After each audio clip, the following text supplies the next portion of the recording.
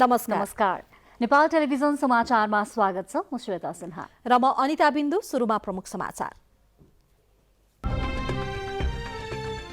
नेपालमा आज थप 1 जनाको कोभिड-19 बाट मृत्यु, 147 जना नयाँ संक्रमित थपिए। गत 24 घण्टामा 156 जना संक्रमण मुक्त। समुदायमा कोरोना फैलिएको 70 मा कोरोना परीक्षण उपकरणको अभाव। पर्सामा लक्षण सहितका संक्रमित भेटिए, 6 जनाको आइसियुमा उपचार हुँदै। प्रधानमन्त्री ओली र कांग्रेस सभापति देउबाबीच भेटवार्ता। बाढी पहिरो पीडितलाई प्रभावकारी राहत दिन र कोरोना विरुद्ध रणनीति ल्याउन सरकारको ध्यान आकर्षण। बाढी पहिरो पीडितका लागि 7वटै प्रदेशमा आपतकालीन कार्य सञ्चालन केन्द्र स्थापना। कोरोना संक्रमण नफैलने गरी उद्धार र राहतको काम भइरहेको जानकारी। विदेशमा अध्ययन गर्न जानेको संख्या घट्यो। वैदेशिक अध्ययन अनुमति पत्रका लागि अनलाइनबाटै आवेदन दिने प्रणाली सुरु हुन सकेन। विश्वमा 1,53,82,000 जना कोरोना भाइरस संक्रमित, 6,30,000 बढीको मृत्यु।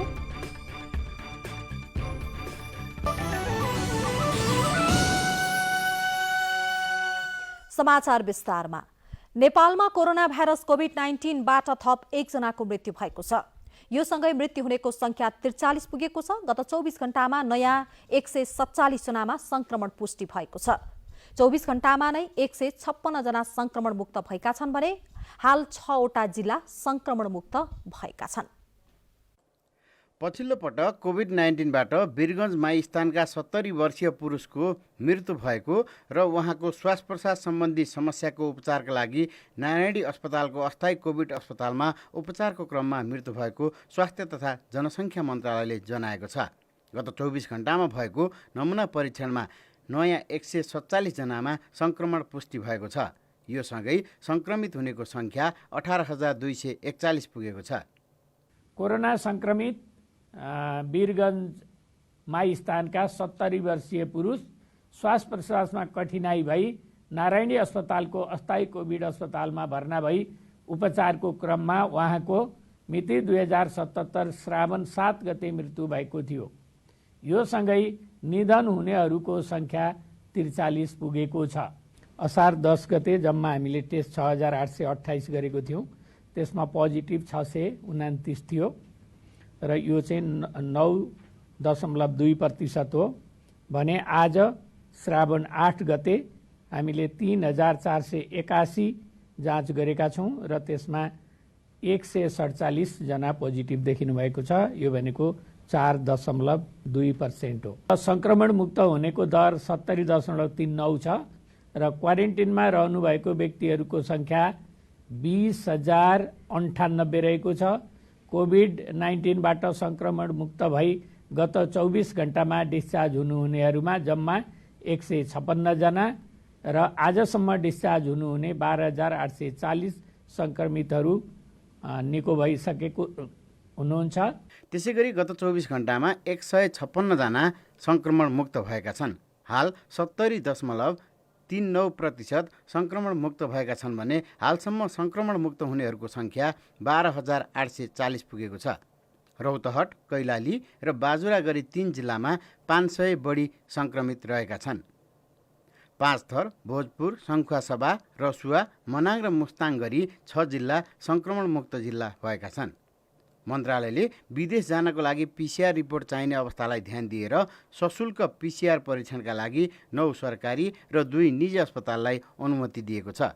तोकिएको बाहेकका ठाउँमा पिसिआर परीक्षण नगराउन पनि मन्त्रालयले सबैमा अनुरोध गरेको छ। विदेश जानेहरूको पिसिआर रिपोर्ट चाहिने अवस्था हुँदा स्वास्थ्य तथा जनसङ्ख्या मन्त्रालयले विदेश जाने प्रयोजनका लागि सशुल्क रूपमा पिसिआर परीक्षण गर्न काठमाडौँ उपत्यकाभित्र त्रिभुवन विश्वविद्यालय शिक्षण अस्पताल, चिकित्सा विज्ञान राष्ट्रिय प्रतिष्ठान वीर अस्पताल र पाटन स्वास्थ्य विज्ञान प्रतिष्ठान पाटन अस्पताल तथा काठमाडौँ उपत्यका बाहिर कोशी अस्पताल, नारायणी अस्पताल, पोखरा स्वास्थ्य विज्ञान प्रतिष्ठान, लुम्बिनी अस्पताल, कर्णाली प्रादेशिक जनस्वास्थ्य प्रयोगशाला सुर्खेत र सेती अस्पतालहरू तोकिएका छन्।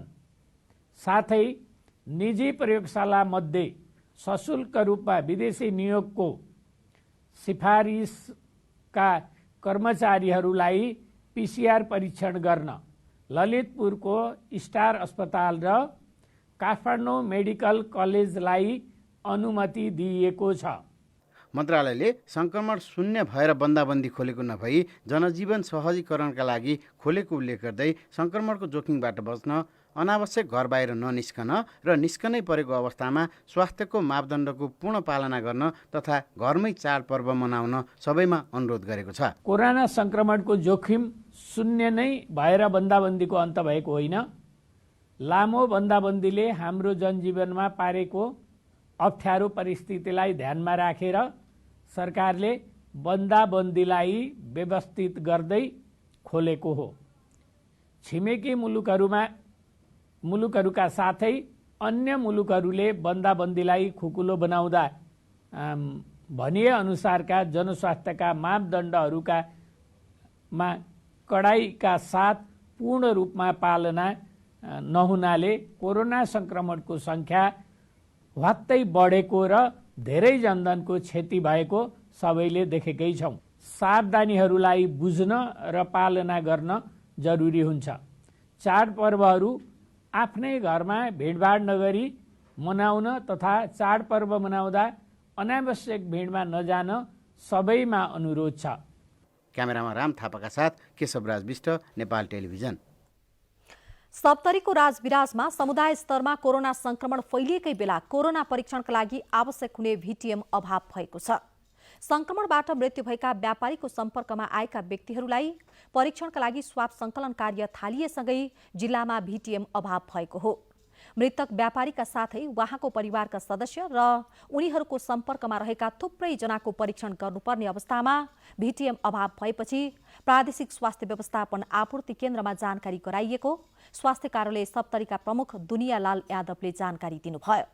हाल कार्यालयमा 100 मात्रै VTM रहेको प्रादेशिक स्वास्थ्य केन्द्रले छिट्टै 1000 VTM पठाउने जानकारी दिएको कार्यालय प्रमुख यादवले बताउनुभयो। पर्ने अवस्था छ, त्यसै कारणले हामीलाई VTM को निकै अभाव छ। त्यो सँगसँगै थोरै हामीले मास्क पनि छैन, सेनिटाइजर पनि छैन। यी 2-3वटा कुरोहरू भयो भने हामीलाई अलिकति काम गर्न सजिलो हुन्छ। दैलेखको ठाँटीकाँध गाउँपालिकामा समुदायका 16 जनामा कोरोना संक्रमण पुष्टि भएपछि समुदायमा फैलन सक्ने भन्दै जिल्ला प्रशासन कार्यालय दैलेखले निषेधाज्ञा जारी गरेको छ। सरकारले लकडाउन खुल्ला गरेको भए पनि दैलेखका सबै पालिकाहरूमा समुदायसम्म कोरोना फैलिएको छ वा छैन भन्ने पत्ता लगाउन परीक्षणलाई तीव्र पारिएको छ। बुधबार मात्रै ठाँटीकाँध गाउँपालिका भित्रका 73 जनाको स्वाब संकलन गरिएको मध्ये समुदायका 16 जनामा कोरोना संक्रमण देखिएको हो। आज दिउँसो 12 बजेदेखि लागू हुने गरी ठाँटीकाँध गाउँपालिका प्रवेश गर्ने सबै नाकाहरू बन्द गरिएका छन्। पर्सामा लक्षण सहितका कोरोना संक्रमित फेला पर्न थालेपछि जिल्लावासी त्रसित भएका छन्। एक साताभित्र संक्रमित पुष्टि भएका 29 जना मध्ये 1 जनाको मृत्यु र 23 जनामा कोभिडको लक्षण देखा परेको हो। साउन 1 गतेदेखि 7 गतेसम्ममा 6 जनालाई आइसियुमा भर्ना गरिएको र 17 जनामा निमोनिया, ज्वरो जस्ता लक्षणहरू देखिएको नारायणी अस्पताल अस्थायी कोभिड उपचार केन्द्रका संयोजक डाक्टर उदय नारायणी सिंहले जानकारी दिनुभएको छ। उहाँले पर्सामा पहिलेको संक्रमित मध्ये 85% बिना लक्षणका रहेको र हालका संक्रमितहरू मध्ये 85%मा लक्षण भएको बताउनुभयो। कतिपय संक्रमितलाई भेन्टिलेटरमै राख्नु परेको उपचार केन्द्रले जनाएको छ। डिस्चार्ज भएका मध्ये अधिकांश 85 देखि 90%मा कुनै लक्षण थिएन। तर अहिले जुन भनौँ न यो 29 जना अहिले हाम्रो अस्थायी अस्पतालमा उपचाररत हुनुहुन्छ, त्यसमा 23 जनालाई अधिकांशलाई लक्षणहरू देखिएको छ। त्यो चाहिँ ठुलो एउटा अलार्म हो र यसले ठुलो चुनौती पनि देखिरहेको छ। उता विराटनगर स्थित विराटनगर अस्पताल सिल गरिएको छ। अस्पतालका वरिष्ठ चिकित्सकलाई कोरोना पोजिटिभ पाइएपछि विराटनगर महानगरपालिकाको सिफारिसमा महानगर स्तरीय कोरोना सङ्कट व्यवस्थापन केन्द्रले अस्पताल सिल गर्ने निर्णय गरेको मोरङका प्रमुख जिल्ला अधिकारी मदन भुजेलले जानकारी दिनुभयो। अस्पताल सिल भएपछि विराटनगर अस्पतालमा उपचाररत करिब 150 जना बिरामीहरूको उपचारमा समस्या पर्ने र त्यहाँ कार्यरत चिकित्सकहरू तथा स्वास्थ्य कर्मीहरूबारे समस्या आउने नेपाल चिकित्सक सङ्घका कोशी अञ्चल अध्यक्ष डाक्टर फरवाद सिलवालले बताउनुभयो। अस्पताल सिल गरिएको भए पनि बिरामीका आफन्तहरूले पनि आवत जावत गरिरहेका छन्। बन्दाबन्दी खुले पनि कोरोना भाइरसको संक्रमण नियन्त्रणमा आएको छैन। यस्तो अवस्थामा घरमै क्वारेन्टिनमा वा आइसोलेसनमा बसेका केही व्यक्ति खुलेआम सार्वजनिक स्थानमा हिँडिरहेको र भेटघाट गरिरहेको तथा स्वास्थ्यकर्मीको सम्पर्कमा भरे नजाने गरेको गुनासो आउन थालेको छ। त्यस्ता व्यक्तिको निगरानीका लागि के कस्तो प्रयास भइरहेको छ त भन्ने बारेमा तयार पारिएको प्याकेज कोरोना केयर अबको प्रस्तुतिमा।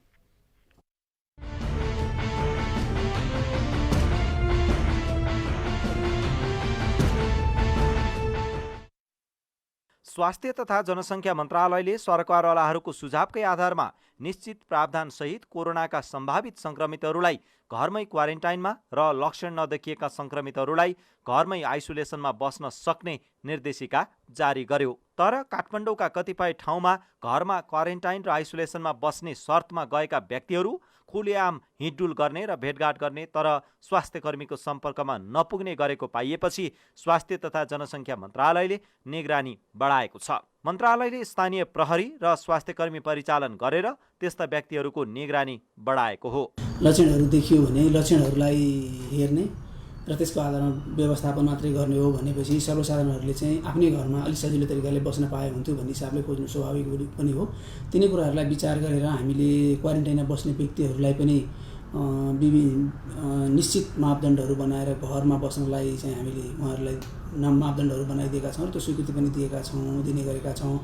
र आइसोलेसनमा बस्नुपर्ने व्यक्तिहरू जो पोजिटिभ हुनुहुन्छ ती व्यक्तिहरूलाई आइसोलेसनमा बस्ने भन्छौँ हामीले। आइसोलेसनमा बस्ने व्यक्तिहरूले पनि अस्पताल बस्नुभन्दा घरमा बस्न अलि बढी रुचाउने भएको हुनाले उहाँहरूलाई स्वास्थ्यकर्मीको स्थानीय रूपमा चाहिँ निगरानीमा रहन सक्ने गरी चाहिँ घरमा बस्नलाई दिने भन्ने हिसाबले हामी स्वास्थ्य मन्त्रालयले त्यो मापदण्ड बनाएको छ, त्यहीअनुसार काम पनि गरिरहेका छौँ। त्यसो गर्दै जाँदाखेरि चाहिँ केही व्यक्तिहरूले अहिले पछिल्लो समय त त्यस्तो धेरै सुनिँदैन, धेरै छैन। सुरुमा चाहिँ मानिसहरूमा बुझ्नलाई समस्या भएको जस्तो चाहिँ हामीले पनि महसुस गऱ्यौँ। केही व्यक्तिहरू चाहिँ क्वारेन्टाइनमा बस्छु, म घरमै क्वारेन्टाइनमा बस्छु अथवा होटलमै क्वारेन्टाइनमा बस्छु, सबै कुरोमा पालना गर्छु भनेर लिखित रूपमा भनेर पनि नबस्नु भएको अवस्थाहरू चाहिँ हामीले देखेका छौँ। ती कुराहरूलाई अलिकति समाधान गर्नलाई हामीले सुरक्षाकर्मीहरू परिचालन गर्ने, स्थानीय तहमा रहनुभएका स्वास्थ्यकर्मीहरू परिचालन गर्ने, जनप्रतिनिधिहरूले पनि उहाँहरूको अलिक बढी विशेष निगरानी गर्ने कामहरू चाहिँ अलिक राम्रोसँग भइरहेको अवस्था, अलिक बढाइएको अवस्था हो। घरमै क्वारेन्टाइन वा आइसोलेसनमा बस्नेहरू धेरैजसो विदेशबाट फर्किएकाहरू छन्। उनीहरूले निश्चित मापदण्ड समेत पालना नगरी हिँडिरहेको भेटिएपछि सङ्क्रमणको जोखिम बढ्न सक्ने भन्दै मन्त्रालयले त्यस्तो काम नगर्न आग्रह गरेको छ। क्वारेन्टाइनमा बस्छु भन्ने अथवा क्वारेन्टाइनमा बस्नुपर्ने नभए पनि अनावश्यक रूपमा बाहिर चाहिँ भिडभाड गर्ने, बाहिर हिँड्ने, खुलेआम हिँड्ने, अब त पुरै बन्दाबन्दी पुरै खुल्यो, अब त हामी पुरै स्वतन्त्र भयौँ, एउटा आजादीको समय आयो भन्ने जसरी जुन बुझिएको जस्तो देखिन्छ त्यो चाहिँ एकदमै गलत हो। हामीले त्यसरी बुझ्न हुँदैन। विश्वका धेरै देशहरू चाहिँ यो स्टेजमा आएर धेरै नराम्रो अवस्थामा, धेरै नराम्रो चरणमा प्रवेश गरेका उदाहरण हामीले देखेका छौँ, पढेका छौँ, सुनेका छौँ, हामी विभिन्न सञ्चार माध्यमबाट हेरिराखेका छौँ। त्यो गल्ती चाहिँ हामी सर्वसाधारणहरूबाट हुन गयो भने हामीले पनि त्यही नियति भोग्नुपर्छ। अहिले हामीले धेरै पाटोहरूलाई सोचेर राज्यले जनस्वास्थ्यको एउटा पाटो मात्रै नसोचेर सामाजिक, आर्थिक, सांस्कृतिक अरू जनजीवनका धेरै पाटोहरूलाई सोचेर चाहिँ बन्दाबन्दीलाई व्यवस्थित बनाउँदै बिस्तारै गर्दै अहिले चाहिँ लकडाउन खोल्दै गएको अवस्था हो। हुन त अझै पनि छिमेकी मुलुक भारतबाट लुकीछिपी नेपाल प्रवेश गर्ने क्रम जारी छ। विगतको तुलनामा लुकीछिपी प्रवेश गर्नेहरूको सङ्ख्यामा धेरै कमी आएको भए पनि केही व्यक्ति लुकेर प्रवेश गर्ने र समुदायमा पुग्ने गरेका छन्। उनीहरू निश्चित समयसम्म क्वारेन्टाइनमा नबस्ने गर्दा जोखिम बढ्नेतर्फ समुदाय पनि सचेत हुनुपर्ने सरकारको भनाइ छ। कुनै पनि व्यक्ति क्वारेन्टाइन वा आइसोलेसनमा बसेपछि कसैसँग सम्पर्क गर्नु हुँदैन। यसमा व्यक्तिको भूमिका नै महत्त्वपूर्ण हुन्छ।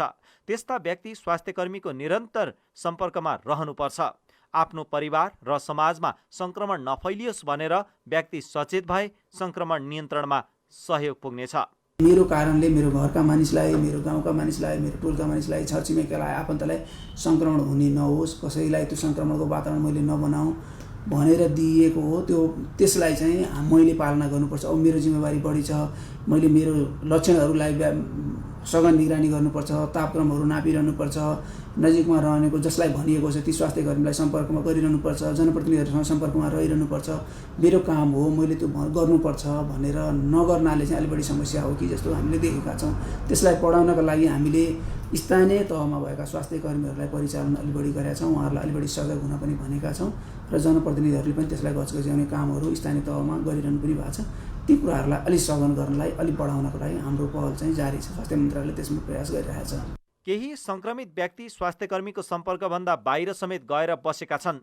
स्वाबको नमुना परीक्षणका लागि पुग्ने र नतिजा पोजिटिभ आएपछि सम्पर्कविहीन भएर बस्ने गरेका छन्। त्यस्ता व्यक्तिबाट झन् सङ्क्रमण फैलिने सम्भावना बढी हुन्छ।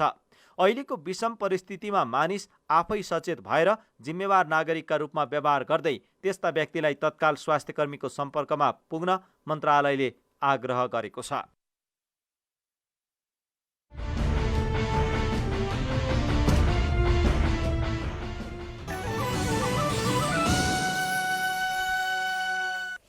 विश्रामपछि समाचारमा स्वागत छ। नेपाली कांग्रेसका सभापति शेरबहादुर देउवाले आज प्रधानमन्त्री केपी शर्मा ओलीलाई भेट गरी कोरोना र बाढी पहिरोका सम्बन्धमा प्रभावकारी काम गर्न ध्यान आकर्षण गराउनु भएको छ। प्रधानमन्त्री निवासमा भेट गर्दै सभापति देउवाले कोरोना संक्रमितको संख्या 20,000 पुग्न लागेको र 40 भन्दा बढीको मृत्यु भएको स्थितिमा लकडाउन खुलेपछिको चुनौती सामना गर्न नयाँ र विशेष रणनीति निर्माण गरी अगाडि बढ्न पार्टीको तर्फबाट माग गर्नु भएको छ। परीक्षण पीसीआर प्रविधिबाट मात्रै गर्न आग्रह गर्दै सभापति देउवाले क्वारेन्टिनहरू अझै पनि मापदण्डयुक्त बनाउन सरकारको ध्यान आकर्षण गराउनु भयो। विदेशमा अप्ठ्यारामा परेका नेपालीलाई उद्धार गर्ने कार्यमा तीव्रता दिन पनि सभापति देउवाले आग्रह गर्नु भएको छ। यसैगरी बाढी र पहिरोमा परेर देशका विभिन्न स्थानमा कैयौंको मृत्यु, कैयौं बेपत्ता र सयौं घरबार विहीन भएको हुँदा सरकारले उद्धार, राहत र पुनर्स्थापनाका लागि युद्ध स्तरमा कार्य गर्न सभापति देउवाले आग्रह गर्नुभएको नेपाली कांग्रेस पार्टीले जारी गरेको विज्ञप्तिमा उल्लेख गरिएको छ। अवरुद्ध नारायणगढ मुगलिन सडक खण्ड एकतर्फी सञ्चालनमा आएको छ। सडक खण्डको 16 किलोमा खसेको ठूलो पहिरो पन्छाएर सडक एकतर्फी सञ्चालन गरिएको जिल्ला ट्राफिक प्रहरी कार्यालय चितवनका प्रमुख दयाकृष्ण भट्टले जानकारी दिनुभयो। पहिरोसँगै ठूलो चट्टान झरेका कारण फोरेर पहिरो पन्छाइएको छ। गत मंगलबार राति भरतपुर महानगरपालिका 29 स्थित बालुवा पुल नजिकै चट्टान सहितको ठूलो पहिरो खसेर सडक अवरुद्ध भएको थियो। सडक एकतर्फी रूपमा सञ्चालनमा आएपछि सो सडक भएर चितवन, दमौली, पोखरा लगायतका ठाउँमा जाने आउने सवारी साधन चल्न थालेका छन्। यसैबीच बाढी पहिरोका कारण भत्किएको चितवन र धादिङको सिमानामा पर्ने मौवा खोलाको सडक मर्मत भइरहेको छ। छिट्टै यातायात सञ्चालन गर्ने गरी सोमबारको बाढीले बगाएको पुलको अप्रोच सडकको मर्मत भइरहेको डिभिजन सडक कार्यालय भरतपुरले जनाएको छ। बाढी तथा पहिरोमा परेकाहरूको राहत तथा उद्धारका लागि गृह मन्त्रालयले 7वटै प्रदेशमा आपतकालीन कार्य सञ्चालन केन्द्र स्थापना गरेको छ। कोरोना भाइरसको महामारी कायमै रहेकाले यसको संक्रमण नफैलने गरी जिल्लाहरूमा उद्धार तथा राहतको काम भइरहेको मन्त्रालयले जनाएको छ। बाढी तथा पहिरोमा परेकाहरूको राहत तथा उद्धारका लागि गृह मन्त्रालयले विपद पीडित उद्धार र राहत सम्बन्धी 7औं संशोधन मापदण्ड 2077 स्वीकृत गरेको छ। नयाँ मापदण्डमा प्रमुख जिल्लाधिकारीले पीडितहरूको खोज तथा उद्धारका लागि न्यूनतम 25 जनाको दक्ष जनशक्ति जुनसुकै बेला पनि परिचालन गर्न सक्ने गरी तयार राख्नुपर्ने उल्लेख गरिएको छ। पीडितहरूलाई तत्काल राहत रकम प्रदान गर्नुपर्ने र संकटापन्न अवस्थामा रहेकाहरूलाई प्राथमिकतामा राखेर उद्धारको काम गर्न पनि गृह मन्त्रालयले निर्देश गरेको छ। अविरल वर्षासँगै आएको बाढी तथा पहिरोका कारण देशका 40 भन्दा बढी जिल्ला प्रभावित भएका छन्। पहिरोका कारण 2 दर्जन भन्दा बढी राजमार्ग अवरुद्ध भएका छन्। कोरोना भाइरसको महामारी कायमै रहेकाले यसको संक्रमण नफैलिने गरी 7वटै प्रदेशमा राहत तथा उद्धारको काम जारी रहेको गृह मन्त्रालय अन्तर्गतको राष्ट्रिय आपतकालीन कार्य सञ्चालन केन्द्रले जनाएको छ। विभिन्न क्षेत्रीय स्तरमा चाहिँ राहत सङ्कलनको भण्डारण केन्द्र भनेर राखेका छौँ र त्यही एरियामा जस्तो चाहिँ तपाईँको इटरीमा, भरतपुरमा, पोखरामा, सुर्खेतमा हामीले हेलिकप्टर पनि स्ट्यान्ड भइरहेका छौँ र हामीले चाहिँ अत्यावश्यक पर्यो भने जहाँ नजिक पर्छ त्यहीँबाट चाहिँ मोबिलाइज गर्छौँ। विपद व्यवस्थापन समिति, स्थानीय विपद व्यवस्थापन समिति र विभिन्न सङ्घ संस्थाको सहयोगमा राहत सामग्रीहरू चाहिँ उपलब्ध गराएको छ। त्यसमा खाद्यान्न, गैर खाद्यान्न र अन्य सपोर्टको कुराहरू जस्तो सरसफाइ, हाइजेनिक किट, अहिले कोभिड पनि चाहिँ सँगसँगै भएको हुनाले कोभिडको चाहिँ लागि चाहिँ प्रिकसन दिने जस्ता कुराहरू पनि सँगसँगै छ। तराईका जिल्लामा हुन सक्ने डुबानका समस्यालाई मध्यनजर गरी रबर बोट तथा मोटर बोट तयारी अवस्थामा राखिएको छ। ठूला ठूला नदीहरूमा हुने खोज तथा उद्धार कार्यका लागि गोताखोर सहितको जनशक्तिलाई चितवनको कुरिन्टा र कैलालीको अत्तरियामा तयारी अवस्थामा राखिएको केन्द्रले जनाएको छ। हरेक जिल्लामा चाहिँ इमिडिएट रेस्पोन्स टिम भन्छ, हामी नेपाली सेना, सशस्त्र प्रहरी र चाहिँ नेपाल पुलिसको मिनिमम 25 जनाको टिम चाहिँ स्ट्यान्ड बाई दिएर हुन्छ। त्यस पछाडि आवश्यक परेको र डिजास्टरको मात्राको आधारमा चाहिँ थप एडिसनल चाहिँ इफोर्टहरू चाहिँ त्यहाँ लगाइन्छ र हरेक ठाउँमा चाहिँ उद्धार कार्य जारी छ। र कतिपय ठाउँमा चाहिँ के भयो भने उद्धारको क्रममा चाहिँ अत्यन्त भौगोलिक विकटता पनि र त्यस पछाडि निरन्तर वर्षा भइरहेको बाटो अभाव र विविध कारणले गर्दाखेरि चाहिँ कतिपय ठाउँमा भनेकै समयमा भनेकै दिन उद्धार नभएको चाहिँ हो। तर के छ भनेदेखि उद्धारमा चाहिँ कहीँ पनि त्यस्तो चाहिँ कमी कमजोरी छैन, नपुगेको। अहिले चाहिँ स्थानीय सरकार पनि एक्टिभ भएको हुनाले स्थानीय सङ्घ संस्था सहयोग, रेड क्रस भयो, त्यस पछाडि एनजिओ आइएनजिओको मान्छेहरू पनि चाहिँ त्यहाँ पुगेका छन् र त्यसले गर्दाखेरि चाहिँ उद्धारमा त्यस्तो कमी कमजोरी छैन। विपदको समयमा सडक यातायात अवरुद्ध हुँदा समेत खोज तथा उद्धारको कार्यलाई जारी राख्नका लागि हरेक प्रदेशको विमानस्थल नजिक मानवीय सहायता स्थल स्थापना गरिएको केन्द्रले जनाएको छ। क्यामेरामा कुमार शर्माका साथ छहरा दवाडी, नेपाल टेलिभिजन समाचार, काठमाडौँ। अविरल वर्षाका कारण देशका विभिन्न स्थानमा गएको बाढी पहिरो र डुबानबाट प्रभावित स्थानमा नेपाली सेनाले पनि खोज तथा उद्धारको कार्यलाई जारी राखेको छ। सैनिक जनसम्पर्क तथा सूचना निर्देशनालयका अनुसार सेनाले बाढी पहिरो प्रभावित क्षेत्रमा जनशक्ति र स्रोत साधन परिचालन गरी खोज उद्धार तथा राहत वितरणको कामलाई जारी राखेको छ। परिचालित खोजले अस्थायी तटबन्ध निर्माण, अस्थायी पुल निर्माण, अवरुद्ध भएका सडक सञ्चालन गर्ने र जोखिममा रहेका स्थानीयलाई सुरक्षित स्थानमा स्थानान्तरणको कार्य गरिरहेको छ। सोही क्रममा झापा, तनहुँ, गोर्खा, ललितपुर र रूपन्देहीका विभिन्न स्थानमा बाढी तथा पहिरोका कारण विपदमा परेका नागरिकलाई उद्धार गरी सुरक्षित स्थानमा स्थानान्तरण गरिएको उक्त निर्देशनालयले जनाएको छ। सेनाले झापा, चितवन र भक्तपुरमा स्थानीयको सहयोगमा अस्थायी तटबन्ध निर्माण गरी बाढी तथा पहिरोबाट हुन सक्ने जोखिमको न्यूनीकरण गरेको जानकारी दिएको छ। रसुवा, पर्वत, तनहुँ, पाल्पा, मनाङ र काठमाडौँका विभिन्न स्थानमा अवरुद्ध सडक सञ्चालन गरेको तथा दार्चुलाको मालिकार्जुन गाउँपालिकाको पहिरोका घाइतेलाई सेनाले उपचारका लागि हेलिकप्टरबाट उद्धार गरी नेपालगञ्ज पनि लगेको छ। प्राकृतिक प्रकोपका घटनामा परेका व्यक्तिको खोजी उद्धार र राहतका लागि सेनाले काठमाडौँ, इटहरी, भरतपुर र सुर्खेतमा हेलिकप्टर तयारी अवस्थामा राखेको पनि जनाएको छ। संसदको अन्तर्राष्ट्रिय सम्बन्ध समितिले देशभरिका धार्मिक स्थलहरूको जग्गा अतिक्रमण भए नभएको यकिन गर्न सरकारलाई निर्देशन दिएको छ। समितिले पशुपतिनाथ, चाङ्गुनारायण, लुम्बिनी जानकी मन्दिर लगायतका देशभरिका धार्मिक स्थलहरूको जग्गा अतिक्रमण भए नभएको यकिन गर्न सरकारलाई निर्देशन दिएको हो। धार्मिक स्थलहरूको जग्गा अतिक्रमण भएको पाइएमा योजना अनुसार सम्बन्धित निकायको जिम्मा लगाउने कार्य अगाडि बढाउन पनि समितिले संस्कृति, पर्यटन तथा नागरिक उड्डयन मन्त्रालयलाई निर्देशन दिएको छ। समिति सभापति पवित्रा निरौलाले परम्परागत सिप र कलालाई नयाँ पुस्तामा हस्तान्तरण गर्न विद्यालय र विश्वविद्यालयको पाठ्यक्रम विकास गर्दै दक्ष र व्यवहारिक कालीगढ उत्पादन गर्ने योजना बनाउन पनि निर्देशन दिएको बताउनुभयो। समितिले पुरातात्विक महत्त्वका सम्पदा, प्राचीन स्मारक र अभिलेखहरूको संरक्षणमा खोज गरी गुरु योजना निर्माण गर्न पनि निर्देशन दिएको छ। पुरातत्व विभागसँग सहकार्य गर्दै युनेस्को मापदण्ड अनुसार काम अघि बढाउन पनि निर्देशन दिएको छ। यस्तै सङ्घ, प्रदेश र स्थानीय तहको समन्वयमा पुरातात्विक महत्त्वका सम्पदाहरूको संरक्षण गर्दै समयानुकूल ढङ्गले विकास गर्न पनि समितिले निर्देशन दिएको छ। विश्वविद्यालयमा उपकुलपति नियुक्तिका लागि न्यूनतम योग्यता र अनुभवको अवधि तोक्नुपर्नेमा विज्ञहरूले जोड दिनुभएको छ। संघीय संसद राष्ट्रिय सभा अन्तर्गतको विधायन व्यवस्थापन समितिको बिहिबारको बैठकमा कानून सुधार आयोगका अध्यक्ष माधव पौडेलले उपकुलपति बन्न स्नातकोत्तर पूरा गरी कम्तीमा 15 वर्ष प्राज्ञिक क्षेत्रमा काम गरेको अनुभव हुनुपर्ने बताउनुभयो।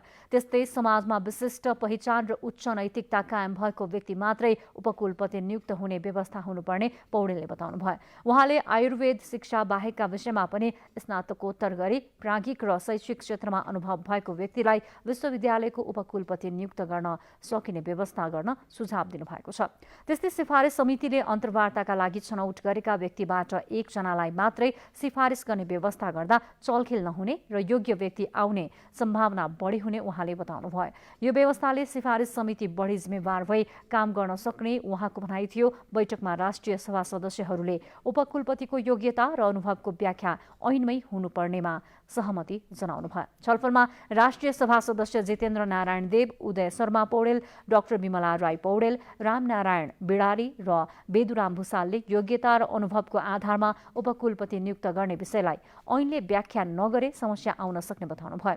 योग्यता र अनुभव नतोक्ने हो भने कमजोर व्यक्ति विश्वविद्यालयको नेतृत्वमा आउन सक्ने भएकाले ऐन निर्माण गर्दा विशेष ख्याल गर्नुपर्नेमा उहाँहरूको जोड रहेको थियो। नेपालबाट विदेशमा अध्ययन गर्न जाने विद्यार्थीको संख्या गत आर्थिक वर्षमा अघिल्लो वर्षको तुलनामा आधाले घटेको छ। यसैबीच विदेशमा अध्ययन गर्न जाने अनुमति पत्र लिन अनलाइनबाटै आवेदन दिने प्रणाली सरकारले अघि बढाउन लागेको छ। तर यसको घोषणा भएको एक सातासम्म पनि अनलाइन प्रणाली सुरु भइसकेको भने छैन। नेपालबाट विदेशमा अध्ययन गर्न जाने विद्यार्थीको सङ्ख्या अघिल्ला वर्षको तुलनामा गत आर्थिक वर्षमा झन्डै आधाले घट्यो। आर्थिक वर्ष 2075-76मा 63,000 विद्यार्थीले विदेशमा अध्ययन गर्नका लागि अनुमति पत्र लिएकोमा गत आर्थिक वर्षमा 13,000ले मात्र यस्तो अनुमति पत्र लिएका थिए। विश्वभर फैलिएको कोरोना-19 को महामारीका कारण विदेशमा अध्ययन गर्न जाने विद्यार्थीको सङ्ख्या घटेको भनाई शैक्षिक परामर्शकर्ताको छ। हाम्रा विद्यार्थीले पैसा पठाउने तर जान नपाउने परिस्थिति सृजना हुने भन्दा पैसा पठाएपछि जान तुरुन्त मिल्ने भिजा पाएमा त्यो परिस्थिति बनाउनको लागि इन्टरनेसनल बोर्डर खोले लगत्तै या त्योभन्दा केही दिन अगाडिबाट भनेपछि एउटा मिति त तय भइसकेको छ भदौ 1 गतेबाट इन्टरनेसनल ट्राभल खोल्ने भन्ने चाहिँ त्यो हो भने त्यसको कम्तीमा 5 दिन 7 दिन 10 दिन अगाडिबाट नो अब्जेक्सनलाई सुचारू गराउँदा हुन्छ र त्यसो गर्दै गर्दा बरु सरकारले यदि काहीँको सुरक्षा अवस्था त्यति धेरै पोजिटिभ छैन भने त्यो बारेमा हामी स्टेक होल्डर सबैसँग सल्लाह गरेर कुन कुन देशको लागि चाहिँ अहिले तत्काल खोल्न सुरु गर्ने, कुन देशले चाहिँ हाम्रा विद्यार्थीहरू लिन तयार छन्, कुन देशले तयार छैनन् या कुन देशमा अझै पनि पठाउनलाई हाम्रा अलिक बढी रिस्क हुन्छ या यो कोभिडका दौरानमा यो अहिले समस्याका दौरानमा पनि कस्ता देशहरूले चाहिँ विदेशी विद्यार्थीहरूलाई अलि सहज बनाए सहयोग गरे त्यो देश हेरेर त्यही अनुसार चाहिँ हामीले पनि केही पोलिसी बनाएर चाहिँ मापदण्डहरू बनाएर विद्यार्थीहरूलाई नो अब्जेक्सन दिन सुरु गर्नुपर्छ। विगतमा दैनिक करिब 500 जना विद्यार्थीले अनुमति पत्र लिने गरेकोमा गत वर्षको फागुन 19 गतेदेखि त्यस्तो अनुमति दिने कार्य बन्द छ। लकडाउनको घोषणा भएपछि नयाँ विद्यार्थीलाई अनुमति पत्र नदिइए पनि विदेशमै रहेका र कलेज अथवा विषय परिवर्तन गर्न चाहने वा माथिल्लो तहमा अध्ययन गर्न चाहनेका लागि भने यस्तो पत्र दिने काम जारी छ। यस अवधिमा 88 जनाले यस्तो पत्र लिएका छन्। यसैबीच विदेशमा अध्ययन गर्न जाने अनुमति पत्र अथवा नो अब्जेक्सन सर्टिफिकेट अनलाइनबाट दिने निर्णय शिक्षा विज्ञान तथा प्रविधि मन्त्रालयले गरेको छ। तर घोषणा भएको एक सातासम्म पनि यसको कार्यान्वयन भने हुन सकेको छैन। एप्सको उद्घाटन भएको छ। अनलाइनको चाहिँ अब हामीले एनओसी जारी गर्ने भनेको चाहिँ नेपाल सरकारले निर्णय गरिसकेपछि अनलाइनबाट विद्यार्थीले फर्म भर्न सक्नुहुन्छ। एनओसी जारी गर्ने बेलामा चाहिँ यहाँ आउनुपर्ने रहन्छ। उहाँहरूले चाहिँ ओरिजिनल डकुमेन्ट जुन छ त्यसलाई चाहिँ फोटोकपी गरेर नोटराइज गरेर पेश गरिसकेपछि उहाँहरूले एनओसी यहाँ प्राप्त गर्नुहुन्छ। अनलाइन प्रणाली कार्यान्वयन भएमा आफ्नै ठाउँबाट विद्यार्थीले सहज रूपमा अनुमति पत्रका लागि आवेदन दिन सक्नेछन्। शङ्कर बुढाथोकीका साथ रविचन्द्र पराजुली, नेपाल टेलिभिजन। समाचार बाँकी नै छन्, एकैछिन विश्राम। अब बाँकी समाचार। लकडाउन खुले पनि यात्रुवाहक सवारी साधनहरूको सञ्चालन व्यवस्थित भने हुन सकेको छैन। गत असार 26 गतेदेखि सम्बन्धित जिल्लाहरूभित्र चल्ने गरी यात्रुवाहक साधनहरूलाई सरकारले अनुमति दिएको छ। लकडाउन खुलेपछि देशमा करिब 70% यात्रुवाहक सवारी साधनहरू सडकमा निस्किसकेका छन्। सामान्यतया ती साधनहरूले सवारीहरू भने थोरै मात्र पाउने गरेका छन्। सिट क्षमताको आधा मात्र सवारी बोक्ने शर्तमा सरकारले यात्रुवाहक गाडीहरू चलाउने अनुमति दिएको हो। तर फाटफुट रूपमा मापदण्डभन्दा बढी सवारी बोक्ने गाडीहरू प्रहरी फन्दामा पनि पर्ने गरेका छन्। अधिकांश सवारी साधनहरूले भने सञ्चालन खर्च उठ्ने गरी समेत यात्रुहरू पाउन नसकेको बताइएको छ। कोरोना भाइरस महामारीका कारण धेरै उपभोक्ताहरू सार्वजनिक यातायात प्रयोग गर्न डराएको अनुमान गरिएको छ। महामारीबाट सुरक्षित हुने उपाय अपनाएर मात्र गाडीहरू सञ्चालन गर्ने गरेको यातायात व्यवसायीहरूको दाबी छ। हाल सम्बन्धित जिल्लाभित्र मात्र यात्रुवाहक सवारी साधनहरू चलाउन मिल्ने सरकारी नियम छ। लामो दूरीका साधनहरू आगामी भदौ 1 गतेदेखि मात्र चल्न दिने निर्णय सरकारले गरेको छ। नेपाल यातायात व्यवसायी राष्ट्रिय महासङ्घका महासचिव सरोज सिटौलाले यातायात सञ्चालन सम्बन्धी कार्यविधिलाई वैज्ञानिक बनाउनु पर्ने भनाइराख्नु भएको छ। तपाईँको यहाँबाट हामी धादिङ नागडुङमा पुग्छौँ, नागडुङबाट अल्तलतिर हिँडेर गयो भने त फेरि अर्को गाडी चढेर जानु पर्यो, अनि धादिङबाट चितवन पुग्नलाई अर्को गाडी चढेर, यो मान्छेलाई शास्ति मात्रै भयो कि यो अवैज्ञानिक भएन। यसलाई वैज्ञानिक बनाऊ भनेर सबै निकाय हाम्रो विभागीय मन्त्रालयदेखि उच्च स्तरसम्म हाम्रा कुरा पुर्याएका छौँ। तर के भन्छ भने सरकारले आफूले निर्णय गरेका छ। दिएको सुझावलाई नागरिकबाट, स्टेक होल्डरहरूबाट, सरकार पक्षहरूबाट आएको सुझावलाई ग्रहण पनि गर्नुपर्छ। सार्वजनिक सवारी साधनका उपभोक्ताहरूलाई यात्राका क्रममा अपनाइएको सुरक्षाप्रति भरोसा उत्पन्न हुने गरी सूचना र सन्देश प्रवाह गर्नुपर्ने धारणा पनि यातायात व्यवसायीहरूको छ। अख्तियार दुरुपयोग अनुसन्धान आयोगको कार्यालय बुटवलले भेरी अस्पतालका कम्प्युटर अपरेटर अरुण राज खनाललाई स्रोत नखुलेको 16,13,000 रुपैयाँ सहित पक्राउ गरेको छ। खनाललाई कार्यकक्षबाटै नियन्त्रणमा लिएको आयोग मातहतको बुटवल सम्पर्क कार्यालय नेपालगञ्जका कार्यालय प्रमुख गणेश गैरीले जानकारी दिनुभयो। कम्प्युटर अपरेटर खनालले विभिन्न फर्म तथा पसलेहरूबाट लिएको कमिसन बापतको 10 लाख र चेक समेत आफ्नो कार्यकक्षमा राखेको भन्ने सूचना एवं उजुरीको आधारमा आयोगले छापा मारेको थियो। प्रेमिकासँग मिलेर पत्नीको हत्या गरेको ठहर भए पनि सर्वोच्च सहित जन्मकैद तोक्न नहुने भन्ने फैसला प्रधान न्यायाधीश चोलेन्द्र शमशेर जवरा र न्यायाधीश तेजबहादुर केसीको इजलासले गरे अनुसार नै सशस्त्र प्रहरीका पूर्व डीआईजी रञ्जन कोइराला 8.5 वर्षमै जेलमुक्त भएका छन्। फैसलाले न्याय गर्न नसकेको आवाज उठेको छ भने महान्यायाधिवक्ताको कार्यालयले फैसला उल्ट्याउन माग गर्दै पुनरावलोकनको निवेदन दायर गरेको छ। सशस्त्र प्रहरीको डीआईजी पदमा रहेकै समयमा रञ्जन कोइरालाले प्रेमिका तारा रेग्मीसँग मिलेर पत्नी गीता ढकालको हत्या गरेको ठहर जिल्ला र पुनरावेदन अदालतले गरेका थिए। तर सर्वोच्च अदालतले घटनाको 8.5 वर्षमा उनलाई कारागारबाट रिहा गराएको छ। सर्वोच्चले पनि उनलाई श्रीमतीको हत्यारा त ठहर गरेको छ, तर विभिन्न कारण देखाउँदै सर्वस्व सहितको जन्मकैदको सजाय बेठिक भएको फैसला गरेपछि रञ्जन रिहा भएका हुन्। उनकी प्रेमिका तारा रेग्मीले 1 वर्ष कैद भुक्तान गरिसकेकी थिइन्। कारागारबाट छुट्दा रञ्जनलाई लिन प्रेमिका तारा पुगेकी थिइन्। यसरी हत्या ठहर भइसकेका कसुरदारलाई सजाय घटाउने गरी प्रधान न्यायाधीश चोलेन्द्र शमशेर जवरा र न्यायाधीश तेजबहादुर केसीको इजलासले गरेको फैसला उप चित्त बुझाउन नसकी नेपाल सरकारले पुनरावलोकनको निवेदन सर्वोच्चमा दर्ता गराएको छ। महान्यायाधिवक्ता कार्यालयद्वारा दायर पुनरावलोकनको निवेदनमा रञ्जन कोइरालालाई रिहा गर्ने गरी भएको फैसला गर्दा लिइएका निर्णयका आधारहरू यसअघिको मुलुकी ऐन अनुसार सर्वोच्चबाटै विभिन्न मुद्दामा प्रतिपादन भएका सिद्धान्त तथा हालको मुलुकी कार्यविधि संहिता 2074 र सजाय निर्धारण ऐन विपरीत रहेकोले फैसला उल्ट्याइनुपर्ने जिकिर महान्यायाधिवक्ताको छ। यो केसको सन्दर्भमा चाहिँ जुन सजाय घटाउने गरी जुन फैसला भएको छ, यद्यपि त्यो जन्मकैदको सजाय कायम छ उच्च अदालतले गरेको, तर सर्वोच्च अदालतले उहाँको सजाय घटाउने गरी जुन फैसला गरेको छ त्यो घटाउँदाका आधारहरू यसभन्दा अगाडि सर्वोच्च अदालतले नै गरेको व्याख्या र प्रतिपादन गरेको सिद्धान्तको प्रतिकूल छ भन्ने देखिएको आधारमा चाहिँ महान्यायाधिवक्ता कार्यालयले त्यसमा चाहिँ पुनरावलोकनमा जाने बाटो चाहिँ निर्णय लिएको हो। अदालतमा कसुर स्वीकार गरेमा मात्र सजाय घटाउन सकिने व्यवस्था सजाय निर्धारण ऐनमा रहेकोमा अभियुक्त रञ्जन कोइरालाले पुरै इन्कार गरेकोले ऐनको गलत व्याख्या भएको जिकिर पनि सरकारी वकिलले गरेको छ। 2068 सालको पुसमा श्रीमती गीता ढकाललाई हत्या गरी प्लास्टिकमा पोको पारेर मकवानपुरको टिस्टुङको वनमा लगी पेट्रोल छर्केर जलाएको अवस्थामा अस्थि पञ्जर फेला पारेर नेपाल प्रहरीले सरकारी वकिल मार्फत मुद्दा चलाएको थियो। उक्त अभियोग भने फैसलाले खण्डित गरेको छैन। सर्वोच्चको फैसला विवादित भएसँगै महिला अधिकार कर्मीहरू पनि सक्रिय भएका छन्।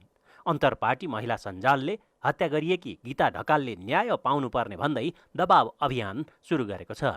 त्यस क्रममा नेपाल बार र महान्यायाधिवक्तालाई भेटी सर्वोच्चको फैसला सच्याउने बाटो समात्न माग गरेको सञ्जाल अध्यक्ष सावित्रा भुसालले जानकारी दिनुभयो। नेपाल सरकारको त्यति माथि उच्च पदस्थ कर्मचारी सशस्त्र प्रहरी गणको डिआइजी जस्तो मानिसले गरेको अपराध उहाँको बालबालिकालाई संरक्षण गर्ने नाममा चाहिँ छुटकारा दिन चाहिँ मिल्दैन भन्ने हाम्रो राय छ। त्यसकारण आम महिलाहरू जो चाहिँ गर्भवती छन्, जसका बच्चा साना छन्, अथवा कुनै पनि पुरुष जसले फौजदारी अभियोग गरेको छ, उनीहरूको घरको परिवारको स्थिति अप्ठ्यारो भए पनि सजाय दिने प्रचलन छ भने पूर्व डिआइजी भएकै कारणले अथवा के को कारणले चाहिँ उहाँलाई चाहिँ न्याय सजाय छुट दिनुपर्ने, त्यसकारण सजाय छुट दिन नहुने भएको हुनाले यसमा पुनरावेदन हुनुपर्दछ र गीता ढकालले न्याय पाउनु पर्दछ भन्ने हाम्रो स्पष्ट धारणा रहेको छ। फैसला पुनरावलोकनका लागि सुनवाई गर्ने वा नगर्ने भन्ने निस्साको निर्णय गर्न अब प्रधान न्यायाधीशले 3 सदस्यीय इजलास गठन गर्ने व्यवस्था छ। पुनरावलोकनको निवेदनमा चाहिँ बेन्च इजलास गठन पनि हुन्छ। 3 जना न्यायाधीशहरूको बेन्च तोकिन्छ प्र्याक्टिस चाहिँ, र त्यसमा वादी पक्षको प्रतिवादी पक्षको कानुन व्यवसायीहरूको बहसहरू सुनिँदैन। हामीले गरेको निवेदन र सम्बन्धित चाहिँ हामीले पेश गरेका कागजको आधारमा निस्सा हुने वा नहुने पुनरावलोकनको लागि चाहिँ सुनवाईको प्रक्रियामा लैजाने या नलैजाने भन्ने सम्बन्धमा 3 जना न्यायाधीशहरूको च्याम्बर हियरिङ भन्छौँ हामी त्यसलाई। च्याम्बरमा बसेर न्यायाधीशहरूको निर्णय आउँछ। सर्वोच्च अदालत नियमले त्यही भन्छ। निस्सा हुने भन्यो भने अब नि यो प्रक्रियामा जान्छ र त्यसमा चाहिँ सबै मिसिलहरू, प्रमाणहरू, बहसहरू सुनेर अनि त्यो फैसला ठिक छ या ठिक छैन भन्ने निर्णयमा पुग्छ। सर्वोच्चले रञ्जनको सजाय घटाउनु पर्ने तर्कमा बालबच्चाको रेखदेखको जिम्मेवारी पनि एक कारण देखाएको छ। हाल गीता ढकालतर्फका उनका दुवै सन्तान 20 वर्ष माथिका रहेको सरकारी वकिलहरूले बताएका छन्। क्यामेरामा प्रद्युम्न मिश्र,